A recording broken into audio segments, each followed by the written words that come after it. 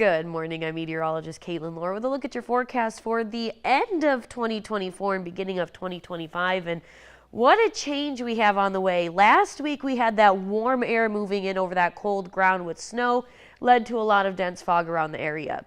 This week we have a little bit of the opposite. We have cold air moving in over the now warmed up surfaces, and that is also leading to some thick, dense fog. So much so that we do have a dense fog advisory in effect across the majority of the area from now until 12 o'clock this afternoon. Here's a look at that visibility. Again, southwest of us, not a whole lot going on with mostly clear visibility out there, but the more central and east you head, you're going to get into that drastically reduced visibility. Majority of the area dealing with fog is sitting under a quarter mile of visibility or less. The most we're seeing is about 1.5 miles of visibility in Blue Earth, with 3/4 of a mile of visibility up by Olivia. Again, the more west you head, the more you're going to get into clearer conditions, better visibility. But keep in mind, the more west you head, the more you're going to get yourself into some situations of potential rain, snow mix, and snow for this afternoon. This is what it looks like outside right now.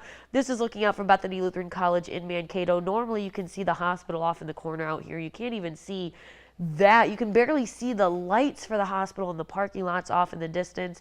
We're going to take a couple views around the area just to show you how dense this fog is. Now, this is looking out at Highway 22 and Madison Avenue in Mankato. This is that roundabout there. And one thing I really like to see here with all these cars is you can see their lights, but look how quickly their lights disappear in the fog. So quick, and it's only a matter of a few feet, a minute or two. They get ahead of you, you're not going to see them. So please make sure you are doing the right thing and driving with your headlights on, because you can see how much of a difference driving with your headlights makes than not having them on at all, because we would not be able to see these cars off in the distance if they didn't have their headlights on. And here's another important fact. When you have your headlights on, your tail lights are on. So again, it's just beneficial for everybody around you, including yourself, because you are also keeping yourself safe. By having headlights on, your tail lights are on, which makes you visible from the backside as well. Another thing that we're dealing with this fog is some very wet conditions. It is very soggy out there. Temperatures are in the upper 20s and low 30s, so that means that roads could be freezing across the area. This is another view from Mankato looking at US Highway 169 and Riverfront Drive. You can just see that fog is just looming over the area. But again, look at how much of a difference it makes to have headlights on. Imagine if some of these people didn't have their headlights on. You wouldn't see them until they're about here, and that'd be pretty late. So again, don't be the people that don't drive with their headlights on. Turn your headlights on. This is another view of the area looking out from Gustavus Adolphus College in St. Peter. Usually you can see all the way to the top of the steeple, which looks like it's right there, but again, that fog is so thick you can't really see a whole lot of it. And now taking a look at Windham, where Windham is not part of that dense fog advisory. A lot better visibility. However, you can see that there is still a haze out there. Whenever you're dealing with a haze or thick fog, just drive with your headlights on. Like I said, temperatures are in the upper 20s and low 30s, so there are roadways that are becoming a sheet of ice. When I drove in this morning from Waseca to Mankato, portions of Old 14 and county roads, as well as even Highway 14 stretching across portions of southern Minnesota, all had very slick spots on them, so much so that just driving straight, my car was starting to slide. And I was going under the speed limit. So use that caution out there, because you're not just dealing with fog, you're dealing with very damp conditions. Dew points are almost identical to what our temperatures are, which is why it's so saturated and foggy out there. Winds are not helping because they are so light that they're not pushing that fog out of the area. They're only reaching up to about 5 miles an hour this morning.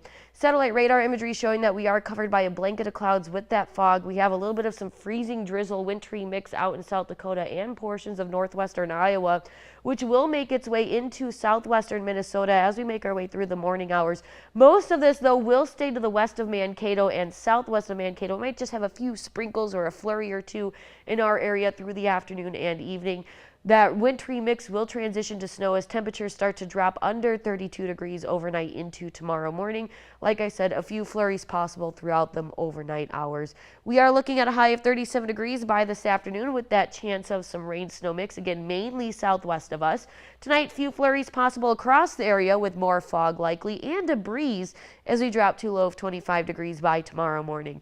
Here's a look at your extended forecast. Some more things you're going to notice is a big drop in temperatures. We're going from the upper 30s today to the low 20s by the 1st. From there, we're going to keep dropping into the teens and eventually the single digits, which means any of these damp, soggy conditions that we're dealing with are likely to freeze starting tonight into the next several days. So expect very slick conditions along with this thick fog. All the more reason to give yourself a little extra time to get to where you need to go. Slow down, use extra caution, and just be safe. Turn your headlights on. The only thing that we are tracking after today is a chance of snow next weekend on Sunday. That's everything I have for you guys this morning. As always, stay safe. Have a great end to 2024 and a fantastic start to 2025. I will not be here tomorrow or Wednesday, but as always, you can tune into Cato Living as well as KEYC News Now tonight at 5, 6, and 10 for a look at your local news, weather, and sports. Have a great end of the year and a great start to the new year.